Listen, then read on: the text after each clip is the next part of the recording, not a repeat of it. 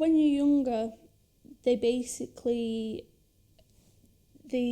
do your reviews and they ask, a tick box, do you know how to balance your own money? Well, in my mind, I don't want to speak to you, so why am I going to turn around and say no?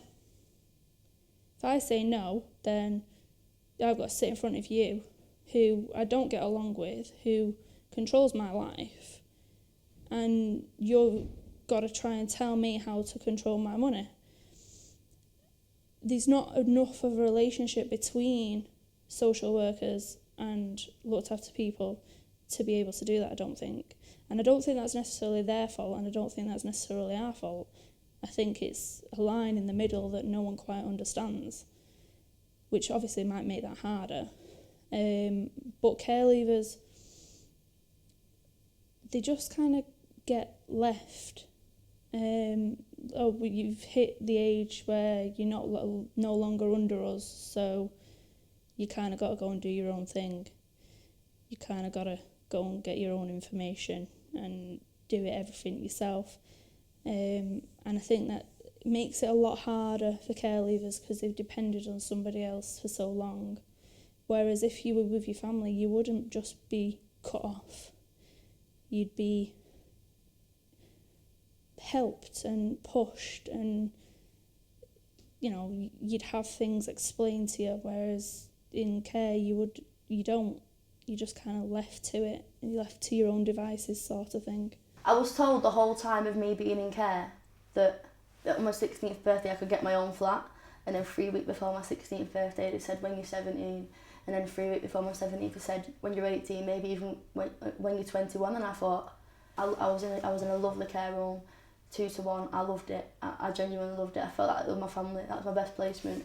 And they said I could stay there till I was 18. They come to me a week before my 17th birthday, the manager of my care home, and they said, they're moving you. I said, why? He goes, don't say I said anything, but it's over money. And they put me in a flat above a takeaway, like a greasy takeaway.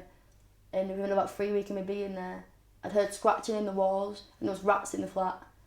And I thought, oh my, I thought, this is not right, this is not right. I thought, they're not allowed to do this, but apparently they are allowed to do it because there's rats everywhere. But I thought, I've never ever out of all my placements lived in a place with rats in. So then I was kicking off and getting angry. And what the worst thing was that it was supposed to send me independence, and I got the same support as my last placement. And the whole reason they were supposed to move me is because the support needs to be moved down when you're 17, so you can be looked after and transition into independence. But I was on 2 to 1 support 24 hours a day, and I'm thinking, this is the exact same, just in a smaller, cheaper place. The flat was £350 a month, and I understood why, because there was cig burns in the carpet, it stunk, the sewers, everything. There was no back, it was just disgusting. And they wondered why I was kicking off, because semi-independence is supposed to be semi-independence. In a care home I was cooking for myself and I was cleaning for myself. So when I moved, I was doing that anyway, so what's the difference? I didn't understand why I should be moved from a placement. I was happy. My impression of what semi-independence was supposed to be was you get less support in terms of your time. So as in instead of 24 hours you might get an hour a day to yourself, and then it will get gradually moved down so that eventually you can actually live on your own.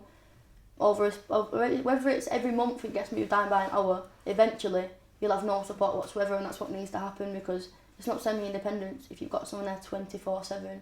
I thought I'd get extra help with transport and stuff, because I'd have no support workers to take me anywhere to work or anything.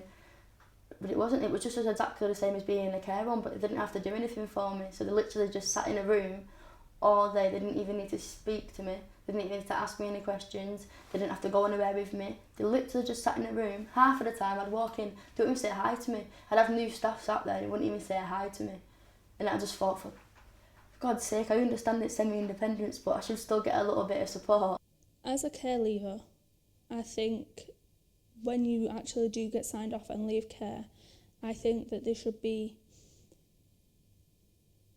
a bundle of information that you should get. So, you've then got to find housing, you've got to find, you've got to either go on the dole, you've got to find a permanent job, you've got to be able to do all that, but there's no support to do all that. You've had it done for you.